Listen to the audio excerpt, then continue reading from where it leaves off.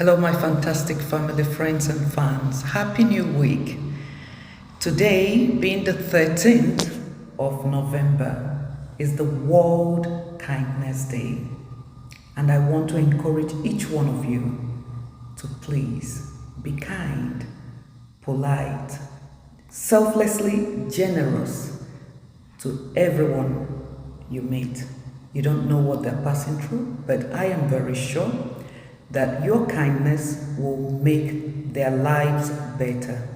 And I strongly believe that if we all are kind, the world will be a better place for everyone.